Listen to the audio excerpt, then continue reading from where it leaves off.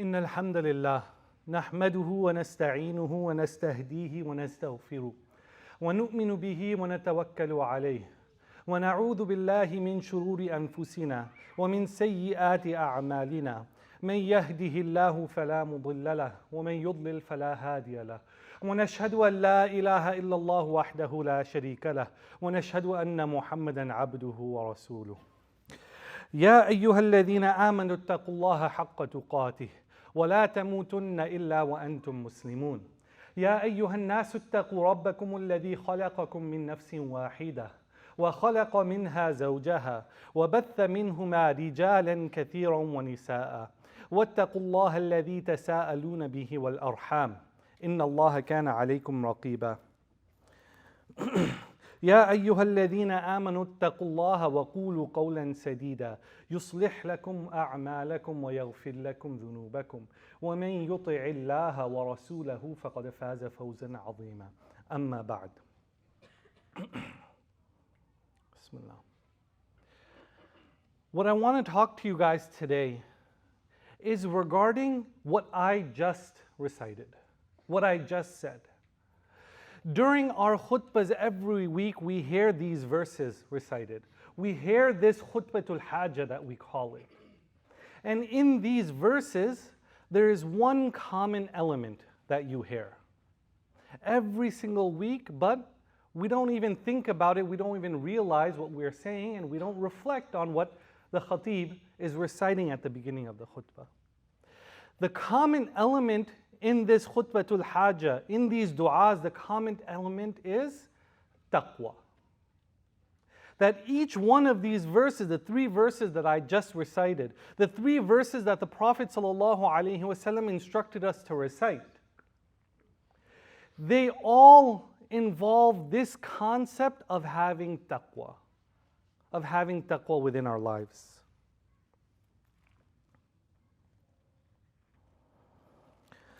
But the question here for all of us, what is taqwa?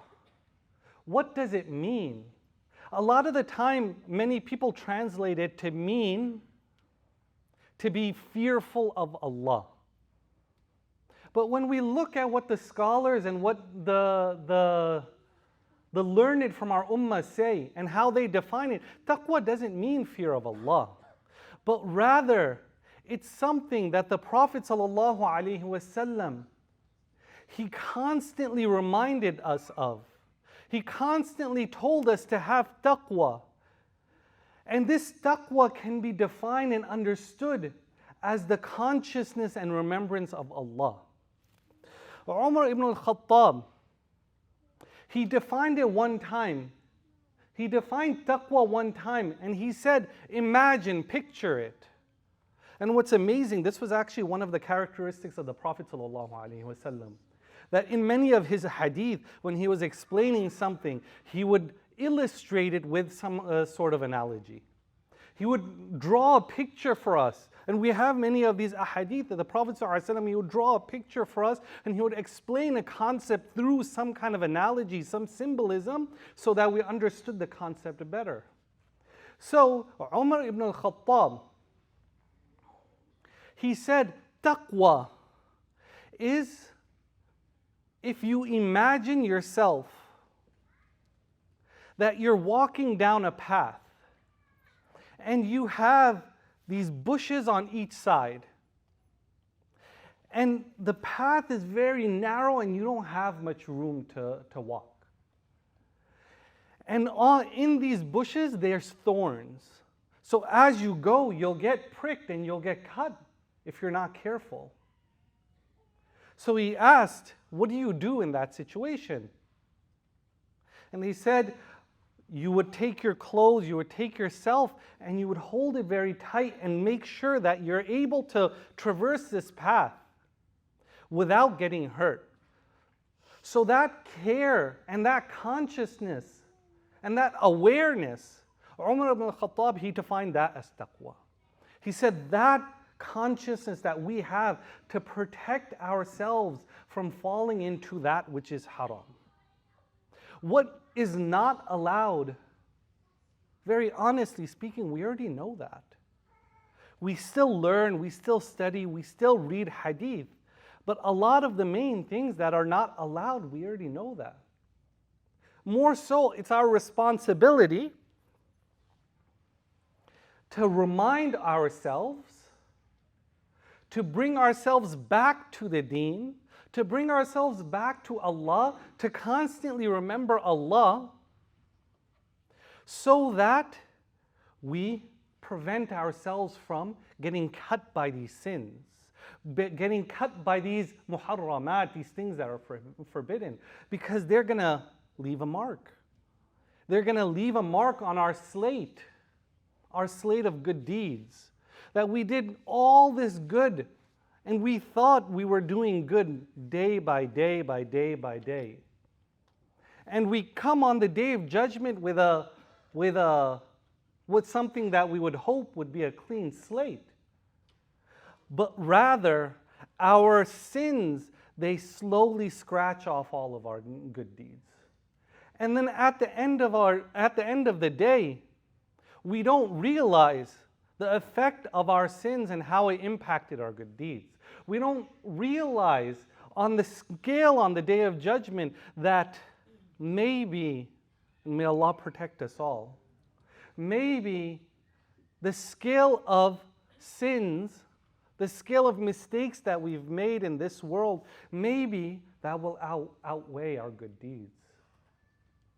And so this concept of taqwa, the Prophet ﷺ, he said, protect yourselves constantly with this. The Prophet ﷺ, in numerous ahadith, he always told us to have taqwa, to implement taqwa, to have this consciousness of Allah. The Prophet ﷺ said in a hadith that he said, "At-taqwa ha-huna, at-taqwa ha-huna, at-taqwa ha-huna." And the narrator, he says, وَيُشِيرُ إِلَى صَدْرِهِ ثَلَاث.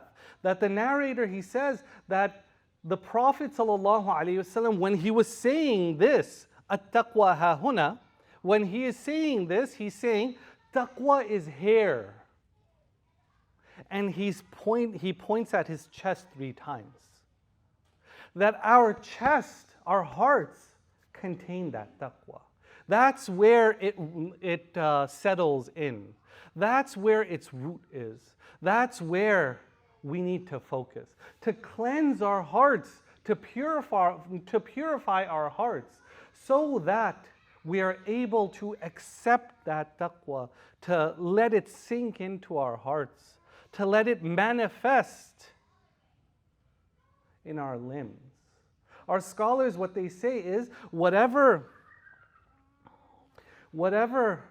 sinks into the heart, whatever settles in the heart, the state of our heart is reflected in our actions, in our limbs. So, when we say something that we shouldn't have said, when we raise our voice to someone we shouldn't have raised our voice towards, when we said something bad about someone either to their face or behind their back, that is a manifestation of what is in our hearts. And that's why the scholars, they emphasize so much that we need to focus on the purification of our hearts, cleansing it, cleansing our hearts of sin, cleansing it of all of this, this darkness that falls on it. So that once it is pure, then the result will be that everything else runs well. For anybody who's ever had car trouble, you can relate that if the engine has problems, if the engine has not gotten an oil change in a while, guess what? There's other problems that you'll probably have too, right? If there's anything that in the core of the car that's wrong, the engine, then it'll manifest in other parts of the car. Other things will go wrong. Other parts won't work correctly. And so when we use that analogy and we think about our own lives, when we are walking to sin, when we are using our limbs, we are using our hands, we are using our eyes, our mouth, our ears, in a manner that we should protect ourselves from, then we should realize that maybe there's something that we need to cleanse for our hearts. Maybe this is an opportunity. Maybe this is an opportunity to go back to what the Prophet ﷺ told us to do. Maybe this is an opportunity to go back to what Allah commanded us to do. Maybe, as an example, we can go back to our salah and we can pray 2 rak'ah. This was a sunnah of our scholars in the past that whenever something would happen, they would go do wudu, they would go and then they would pray. Whenever something wrong would happen, they would go make wudu, go and pray 2 rak'ah. Whenever they made a mistake, whenever they accidentally felt that they might have fell into sin, they would go make wudu, try to wipe away their sins, and make 2 rak'ah. Right? We talked about yesterday in one of our classes here that we offer at Qalam, we talked about the hadith of the Prophet ﷺ, that the Prophet ﷺ said that anybody who reads a harf of the Quran, a single letter of the Quran, then they get 1 up to 10 good deeds. They get 1 good deed at least, and depending on the nature of their deed, it can get multiplied up to 10. And the Prophet ﷺ, he goes, and it's a famous hadith that we all know. The Prophet ﷺ, he continues to say, I'm not saying alif lam mim is 1 harf. I'm not saying every word. I'm saying alif is a harf, is a letter. Lam is a letter, and mim is a letter. So every time we read each letter in the Quran, we get good deeds. And so when we are struggling and we find ourselves that we fall into sin many times, it is our opportunity at that point to turn ourselves around. It is our opportunity at that point to turn back to salah, to turn back to prayer, to turn back to the Quran, and reinvest ourselves. We don't have to wait for Ramadan every year. We don't have to keep our Quran on the shelf until Ramadan comes, then we wipe the dust off, we open it up and start reading again. But what we can do is that every opportunity that we see, every chance that we see, every time that we felt that we did something incorrect, every time we reflect back on our day and look and see, should I not have done this? Should I not have talked to my children that way? Should I not have talked to my family that way? Should I not have talked to my friends that way? And then when you look back at that, open the Quran and read. And try to use that opportunity to replace the bad and replace it with good. I pray that all of us, we are all able to, myself included, implement this within our lives and increase our salah and worship and increase our good deeds, and let on the Day of Judgment our good deeds overweigh and be heavier than our bad deeds. أقول قولي هذا واستغفر الله لي ولكم فاستغفروه إنه هو الغفور الرحيم.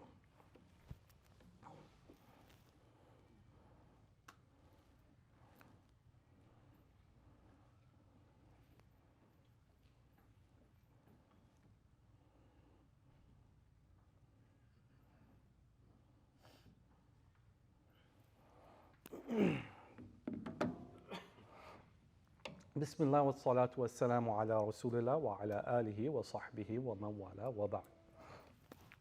إن الله وملائكته يصلون على النبي يا أيها الذين آمنوا صلوا عليه وسلموا تسليما. اللهم صل على محمد وعلى آل محمد كما صليت على إبراهيم وعلى آل إبراهيم إنك حميد مجيد. اللهم بارك على محمد وعلى آل محمد كما باركت على إبراهيم وعلى آل إبراهيم إنك حميد مجيد. إن الصلاة تنهى عن الفحشاء والمنكر والبغي ولذكر الله أكبر والله يعلم ما تصنعون. أقيموا الصلاة.